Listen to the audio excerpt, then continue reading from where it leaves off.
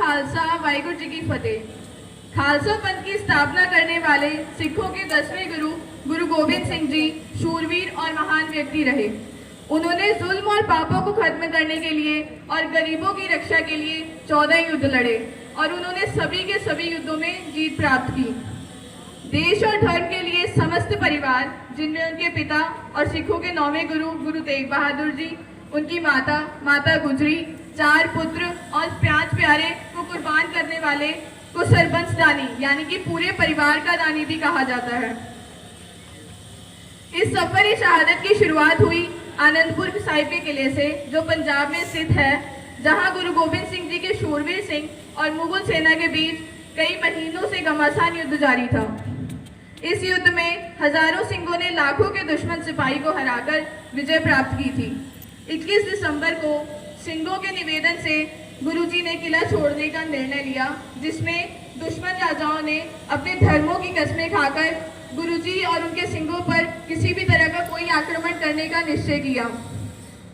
जब गुरुजी ने किला छोड़ा तब उनके साथ उनके 40 और 50 के करीब सिंह, उनके 4 पुत्र, 5 प्यारे, उनकी माता और 2 पत्नियां थी। लेकिन किला छोड़ने की देरी थी कि मुगल सेना ने उन पर बेईमानी से फिर से आक्रमण किया। सरसा नदी के किनारे फिर से एक बार घमासान युद्ध हुआ, जहां पर एक नुकसान हुआ कि गुरु गोबिंद सिंह जी का पूरा परिवार 3 हिस्सों में बंट गया। पहले हिस्से में खुद गुरु गोबिंद सिंह जी, उनके 2 बड़े पुत्र, 5 प्यारे और 40 के करीब सिंह थे। दूसरे हिस्से में गुरु गोबिंद सिंह जी की 2 पत्नियां और 1 सिंह रहे। तीसरे हिस्से में गुरु गोबिंद सिंह जी के 2 छोटे पुत्र और उनकी माता माता गुजरी जी थी। पहला हिस्सा यानी कि गुरु गोबिंद सिंह जी और उनका जत्था चमकौर पहुंचा। चमकौर पहुंचते फिर से एक बार लड़ाई शुरू हुई, जिसमें गुरु गोबिंद सिंह जी के 2 बड़े साहिबजादे, 2 बड़े पुत्र, जिनका नाम था साहिबजादा अजीत सिंह, जिनकी उम्र थी 18 साल, और साहिबजादा जुझार सिंह, जिनकी उम्र थी 14 साल, 10 लाख की फौज के साथ मुकाबला करते करते शहीद हुए। दूसरी ओर सिरसा नदी के पार करते वक्त गुरुजी, उनकी माता और उनके 2 छोटे पुत्र जो बिछड़ गए थे, वो मुगलों द्वारा पकड़े गए। मुगलों द्वारा पकड़े जाने के बाद उनको 3 दिन लगातार ठंडे बुर्ज नाम की एक जगह है, वहां पर रखा गया, जो औरंगजेब जो मुस्लिम राजा था वो गर्मियों में इस्तेमाल करता था। मतलब गर्मी ना लगने पर वो इस्तेमाल करता था, लेकिन इस ठंड के मौसम में उन्होंने उन तीनों को ठंडे बुर्ज में रखा, जहां हड्डियां कपा देने वाली ठंड किसी भी व्यक्ति को कमजोर बना देती।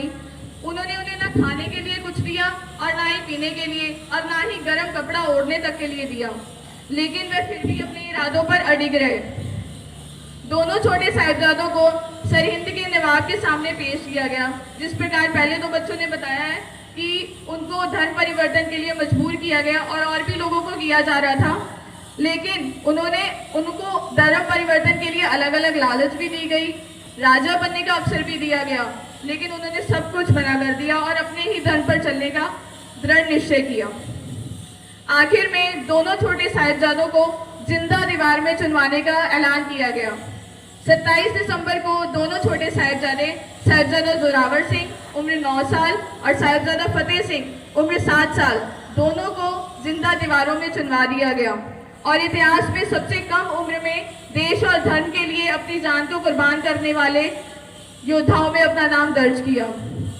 उधर दूसरी ओर उनकी दादी माँ यानी कि गुरु गोबिंद सिंह जी की माँ माता गुजरी ने इस गर्मई शहादत के लिए अकाल पुरख को प्रणाम किया और अपने भी प्राण त्याग दिए। अपने 4 साहिबजादों की शहीदी पर गुरु गोबिंद सिंह जी का कहना था, 4 नहीं तो क्या हुआ, जीवत कई हजार।